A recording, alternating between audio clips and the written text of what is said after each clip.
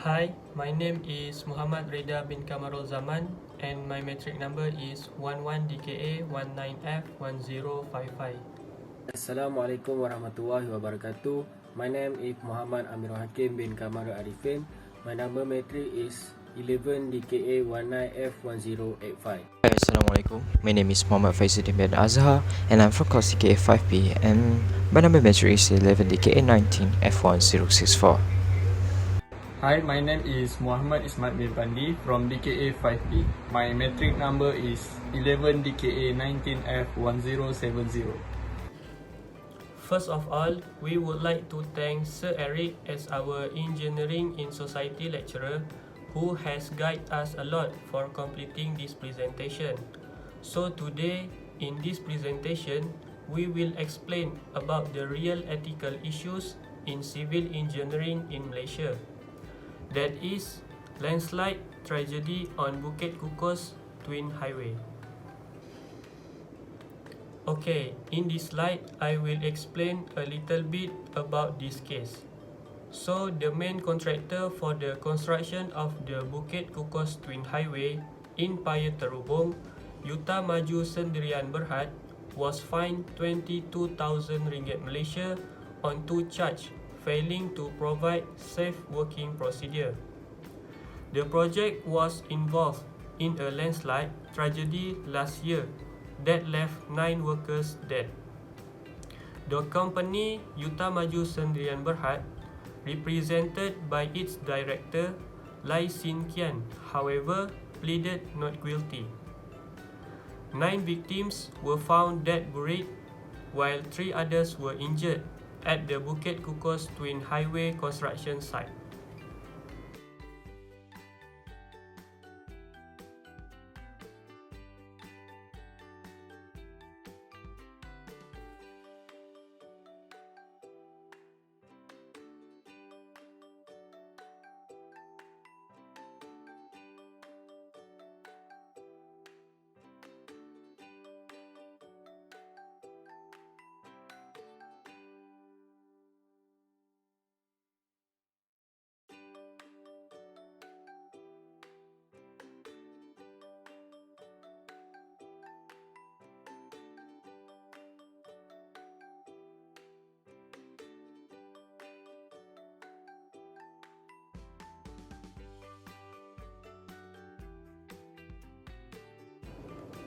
For the second, third and fourth charge, the company and Lai Sin Kian were charged under Section 15, Bracket 1 of the Occupational Safety and Health Act 1994, Act 514, which provide for a fine of 50,000 ringgit Malaysia or 2 years imprisonment if convicted.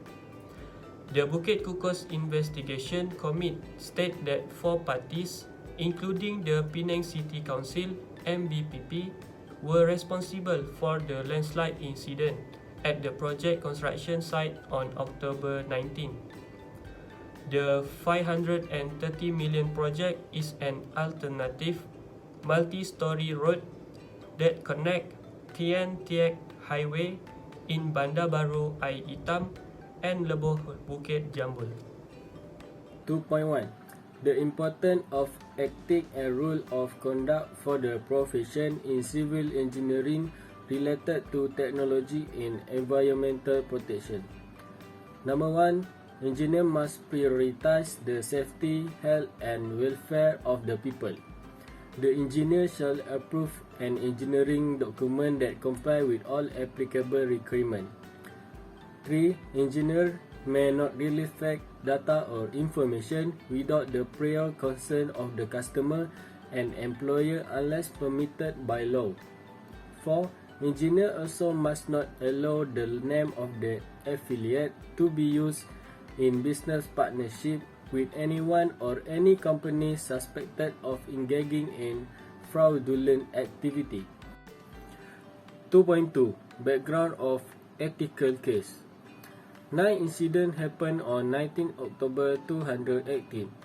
9 foreigner construction workers died as a result of being buried in a landslide at the Bukit Kukus Twin Highway construction project site, Paya Terubong, where Rm 545.6 million.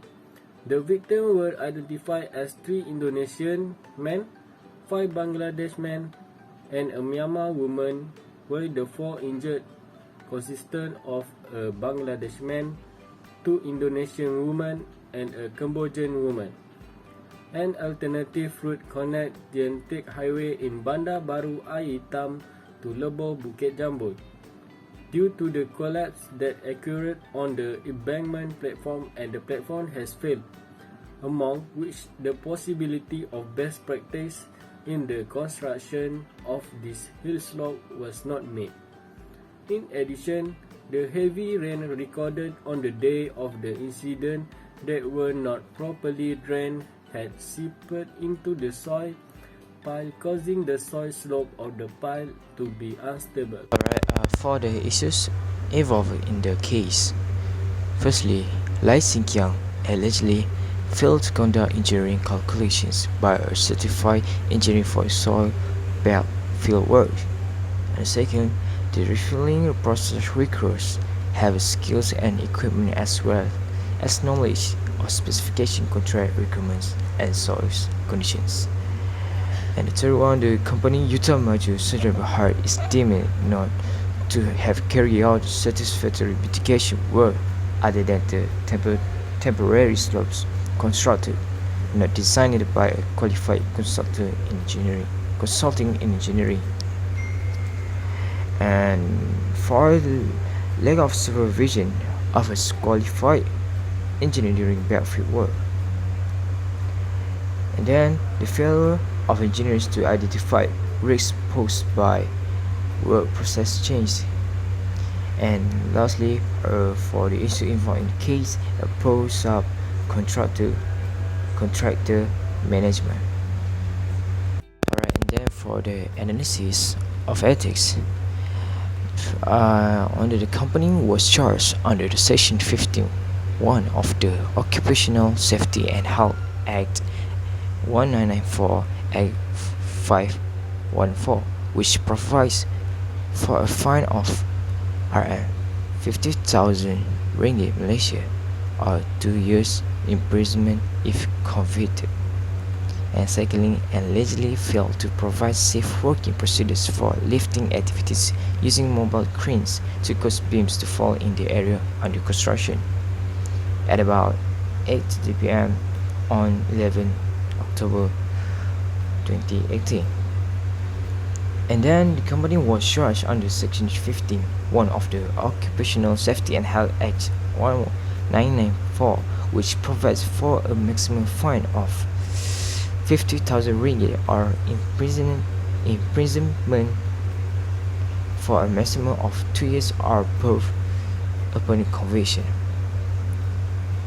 And lastly, it is failed to appoint a competent person as a safety and health officer in the workplace. The office was allegedly committed under Section 29(2) of the Occupational Safety and Health Act 1994 read in conjunction with Order 3A of the Occupational Safety and Health Officers Orders 1997, which carries a maximum fine of 5,000 or imprisonment 6 months of both adults.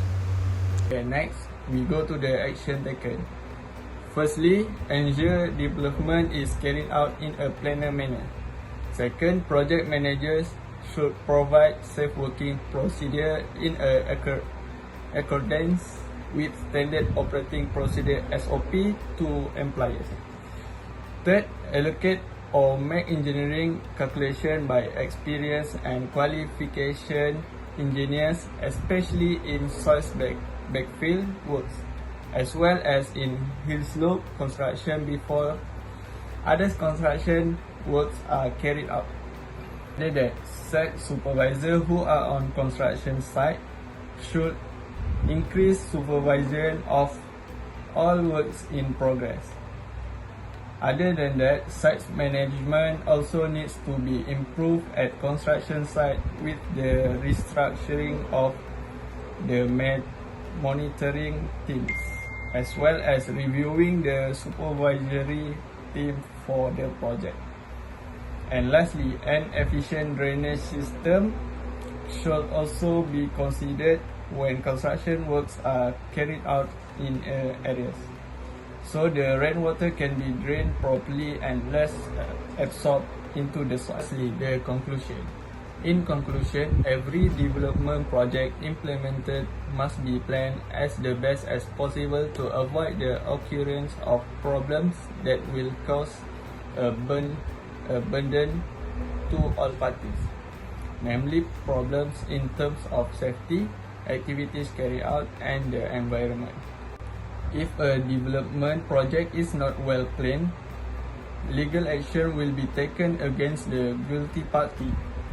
Therefore, a project operator or person in charge of leading the project should emphasize the safety of employees involved in the development activities of project by performing standard operating procedure (SOP), so that the safety of employees is guaranteed and accident can be avoided.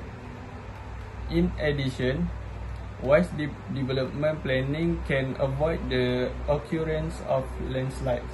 For example, development areas must be located away from areas prone to landslide, such as hills, hillsides, and river banks.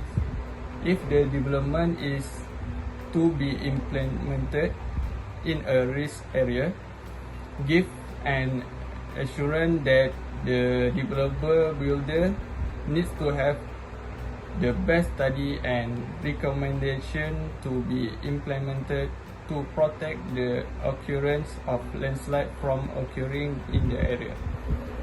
As a result, a development plan with the cooperation of all parties, namely the government, developer, and indigenous people and relevant academics, will be certainly result in strong development and guaranteed environmental safety, and the environment can be preserved and the success can be achieved. So that's all from me. Thank you.